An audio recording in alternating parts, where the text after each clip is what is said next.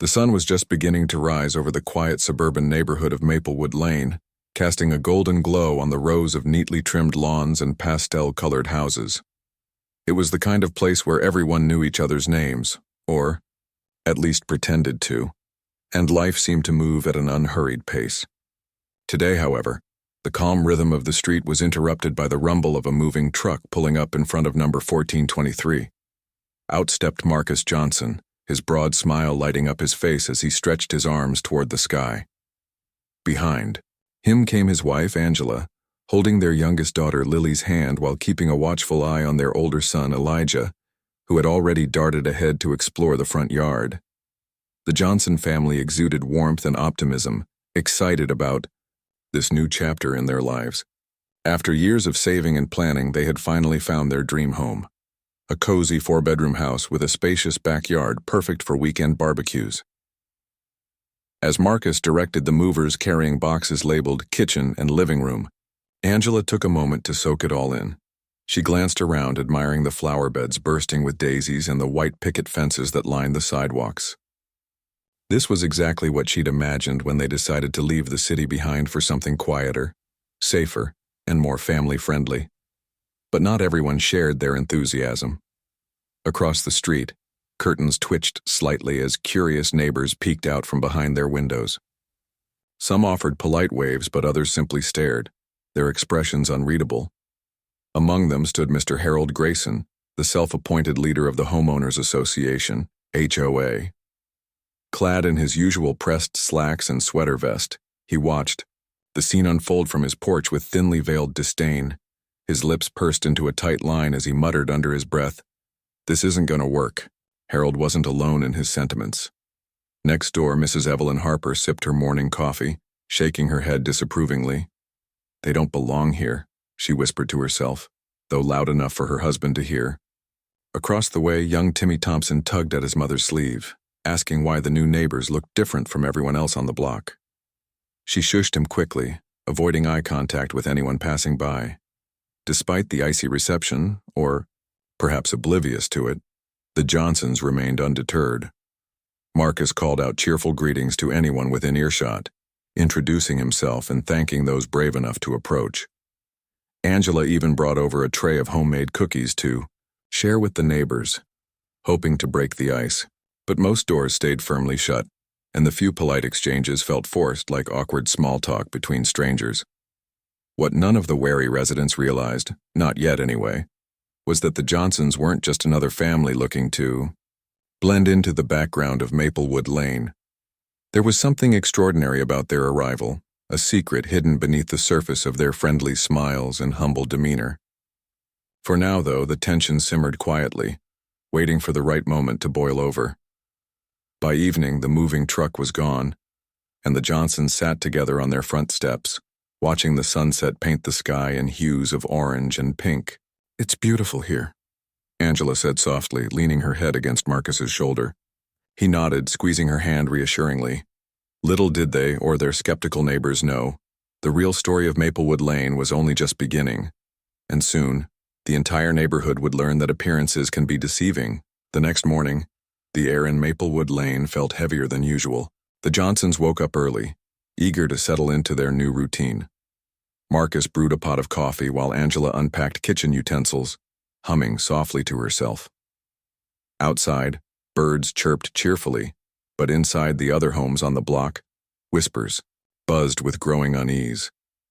By mid-morning, word had spread like wildfire among the neighbors about the new family at number 1423. For some, it wasn't just discomfort, it was outright hostility. Mr. Harold Grayson, ever the opportunist, seized the moment to call an emergency meeting of the Homeowners Association, HOA. He sent out notices via email and handwritten notes slipped under doors, urging residents to gather that evening at the community clubhouse to discuss a matter of utmost importance. When the clock struck 7, nearly every household was represented in the small wood-paneled room. Chairs were arranged in a circle, though no one sat too close to anyone else. Harold stood at the front, adjusting his glasses as he cleared his throat dramatically. His wife, Margaret, sat stiffly beside him, clutching her notebook like it contained state secrets. Thank you all for coming, Harold began, his tone grave. As many of you have noticed, we have new arrivals on our street. He paused, letting the weight of his words sink in. While change is inevitable, we must ensure that Maplewood Lane maintains its character and standards. Mrs. Evelyn Harper nodded vigorously from the back row. Exactly, she interjected. This neighborhood has always been peaceful and harmonious. We can't let outsiders disrupt that. Others murmured in agreement, though a few shifted uncomfortably in their seats. Among them was Sarah Collins, a young mother who lived 2 houses down from the Johnsons. She hadn't met them yet, but felt uneasy about the sudden rush to judgment. Still, she stayed silent, unsure if voicing her doubts would make her a target. Harold continued, pacing slowly as he spoke. I've reviewed the HOA bylaws thoroughly, and I believe there are grounds to address this situation formally. Perhaps we should consider, he hesitated, choosing his words carefully, exploring options to encourage them to relocate elsewhere. Gasps rippled through the room. Even those who shared Harold's prejudices weren't expecting such blatant hostility. Mrs. Harper leaned forward eagerly. What do you mean by options? She asked, her voice tinged with both curiosity and excitement. Before Harold could respond, Timmy Thompson's mother raised her hand timidly. Isn't this unfair? They haven't done anything wrong. Harold fixed her with a patronizing smile. My dear, it's not about what they've done. It's about preserving the integrity of our community. Surely you understand? Unbeknownst to the group, their conversation didn't go unnoticed. Elijah Johnson, the Johnsons' teenage son, happened to be walking home after shooting hoops at the nearby park when he overheard snippets of the heated discussion through the clubhouse window. His heart sank as he pieced together what they were saying. He hurried back to his house, bursting through the door to tell his parents everything. Marcus listened intently, his jaw tightening with each word. When Elijah finished, Angela placed a reassuring hand on her son's shoulder. Don't worry, sweetheart, she said calmly. We'll handle this together. That night, as the rest of the neighborhood settled into bed, the Johnsons gathered around the dining table. Marcus pulled out a stack of documents bound neatly in a folder, documents that revealed a surprising truth. The Johnsons didn't just own their house. They owned several properties on Maplewood Lane, including the very clubhouse where the HOA meeting had taken place. Angela smiled faintly, her eyes glinting with determination. It looks like it's time to remind these neighbors who really holds the keys to this block. And with that, the Johnsons prepared for the battle ahead, not out of spite, but to prove that kindness and resilience could overcome ignorance. The next morning, the Johnsons woke up with a renewed sense of purpose. Marcus sat at the kitchen table, reviewing the stack of property documents once more. Angela busied herself making breakfast, her mind racing with thoughts about how to address the situation without escalating tensions unnecessarily. Elijah and Lily played quietly in the living room, blissfully unaware of the storm brewing around them. This changes everything, Marcus said thoughtfully, tapping his fingers on the folder. If we play this right, we can turn this whole thing around. Not just for us, but for anyone else who might face something like this. Angela nodded, placing a plate of pancakes in front of him. We have to be smart about it, she replied. No need to rub it in their faces, but they need to understand that disrespect won't be tolerated. Their plan was simple. Reveal their ownership stake in the neighborhood during the next HOA meeting, which Harold had scheduled for later that week. But first, they decided to take a subtler approach. That afternoon, Marcus paid a visit to the clubhouse, a charming little building nestled between tall oak trees, to inspect its condition. As he walked through the doors, he couldn't help but notice the irony. This very space where neighbors had plotted against his family belonged to him. Inside, Harold Grayson was busy arranging chairs for the upcoming meeting.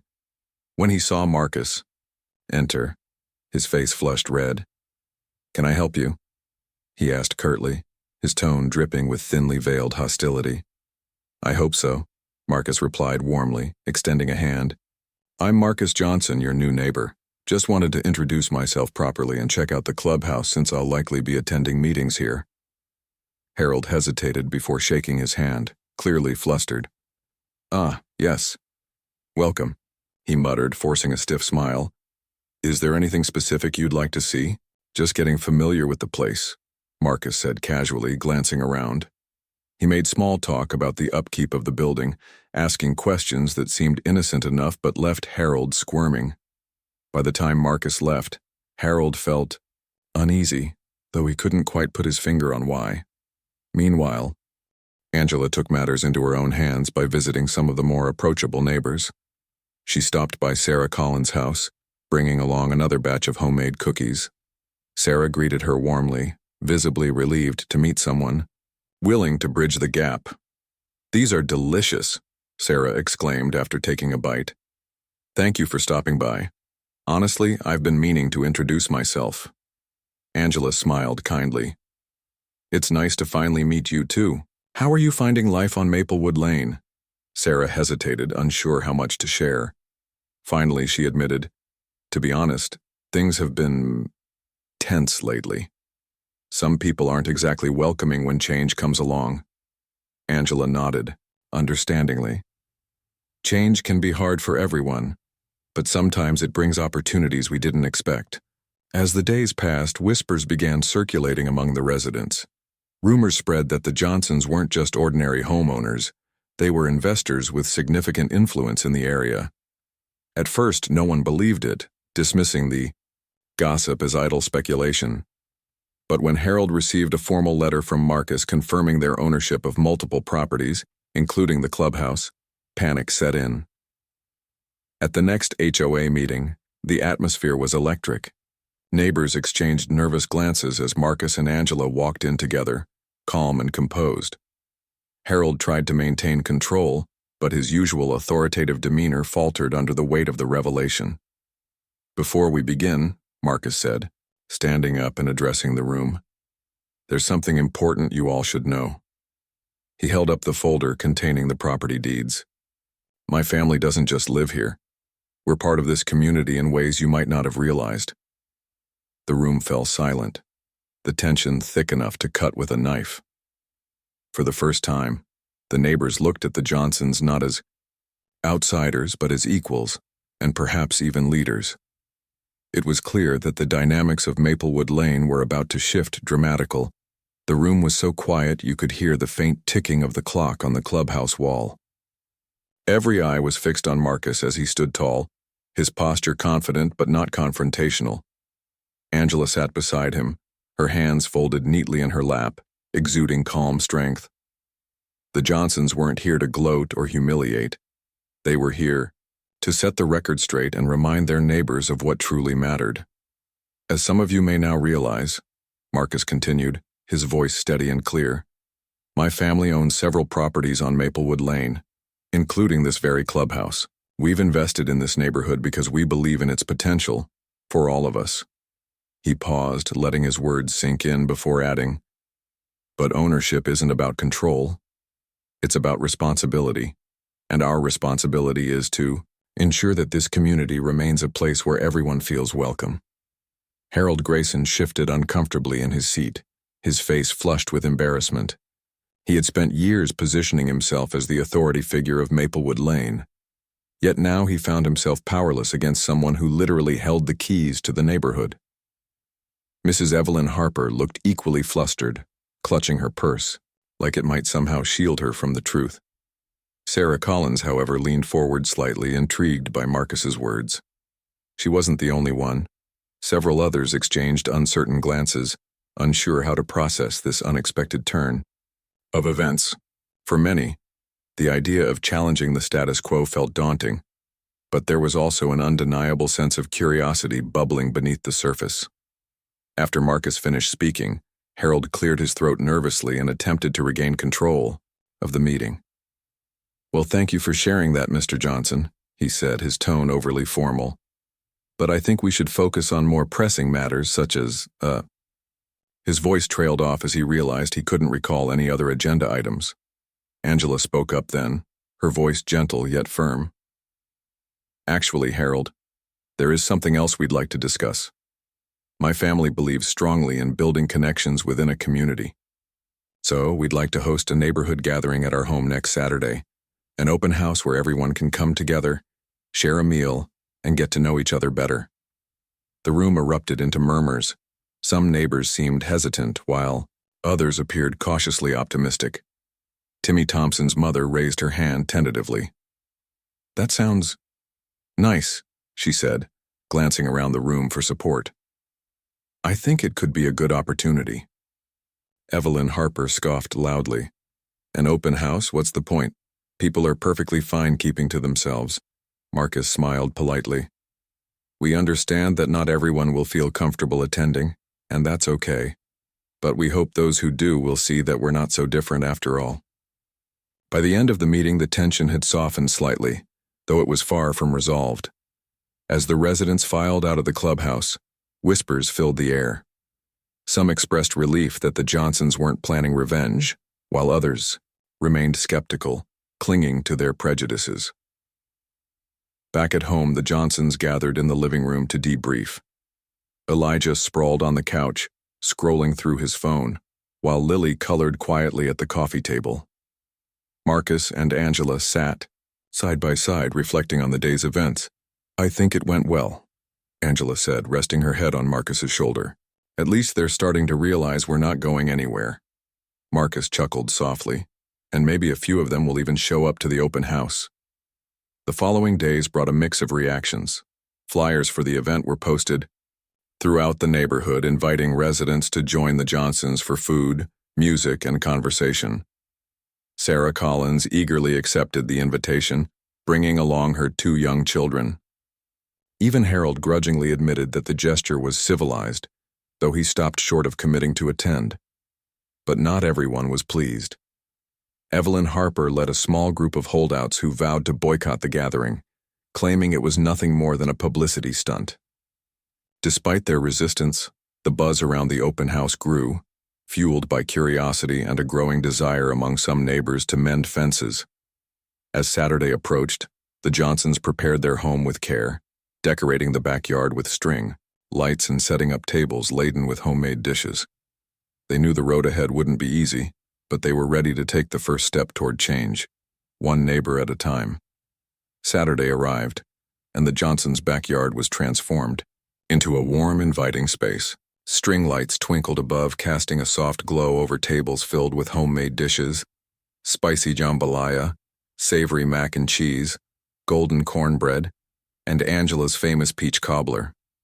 A small sound system played gentle jazz music in the background, creating an atmosphere that felt both lively and intimate. Marcus stood near the entrance, greeting guests with a wide smile, while Angela circulated among the crowd, offering food and striking up conversations. To everyone's surprise, more neighbors showed up than expected. Sarah Collins arrived early, with her kids, who immediately bonded with Lily over a game of hopscotch drawn on the driveway. Timmy Thompson's mother brought a tray of brownies as a token of appreciation, though she seemed nervous at first. Even Harold Grayson made an appearance, albeit reluctantly, clutching a bottle of wine he'd hastily grabbed from his pantry. The mood was tentative at first. Some neighbors lingered near the edges of the yard, unsure how to engage. Others exchanged polite small talk, careful not to say anything controversial. But as the evening wore on, the ice began to melt. Elijah struck up a conversation with a group of teenagers about basketball, quickly discovering they shared a love for the same team. Angela chatted warmly with Mrs. Harper's husband, who admitted he enjoyed gardening, a hobby Angela also cherished. Not everyone was eager to embrace the spirit of the evening, however. Evelyn Harper loitered by the dessert table, muttering under her breath about forced socializing. Her tight-lipped demeanor contrasted sharply with the growing warmth around her. Still, even she couldn't resist sampling Angela's peach cobbler, which earned a begrudging compliment when cornered by Marcus. At one point, Sarah pulled Angela aside. "I just wanted to say thank you," she said earnestly. "This means a lot to me and to my kids. It's nice to see people coming together like this." Angela smiled kindly. "That's all we ever wanted, for everyone to feel like this is their home too." As the night deepened, something remarkable happened. A few residents began sharing stories, Not just pleasantries, but real glimpses into their lives.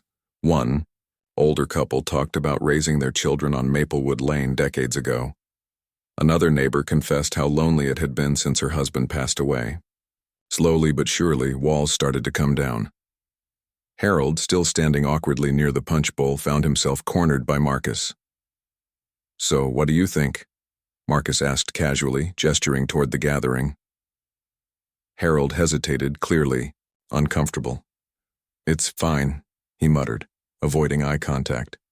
Then, after a pause, he added gruff herself. "But don't expect miracles overnight." Marcus chuckled softly.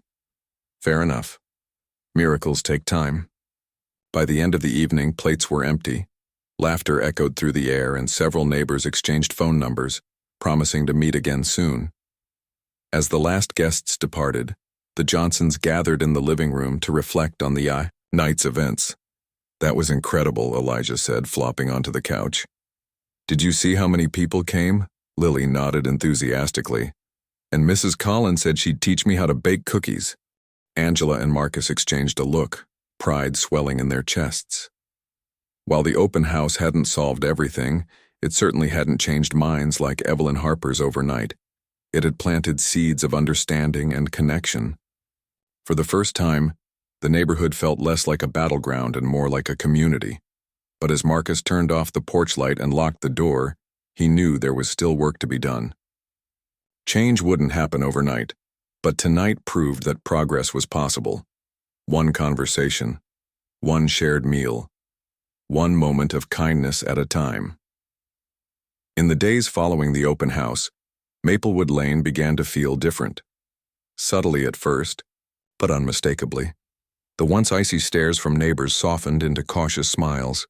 Children who had previously avoided playing near the Johnsons' yard now knocked on their door to ask if Lily and Elijah wanted to join a game of tag. Even Harold, Grayson, though still reserved, tipped his hat politely when he passed Marcus in the driveway. But not everyone was ready to embrace the shift. Evelyn Harper remained steadfast in her resistance, rallying a small group of like-minded neighbors to boycott further interactions with the Johnsons. "This isn't over," she declared during one of their whispered huddles outside the grocery store. "They may own half the block, but they don't own us." Despite this lingering tension, the Johnsons noticed a growing sense of unity among the majority of residents. Sarah Collins became a regular visitor, often stopping by with baked goods or simply to chat. Her kids played regularly with Lily, and soon enough the two families were planning weekend barbecues together. Other neighbors followed suit, slowly, letting go of their prejudices as they got to know the Johnsons better. One afternoon, Marcus received an unexpected phone call from the local newspaper. A reporter had heard about the neighborhood's transformation and wanted to feature the Johnsons in a story about community building. At first, Marcus hesitated. He didn't want to draw unnecessary attention. But Angela convinced him it could be an opportunity to inspire others facing similar challenges.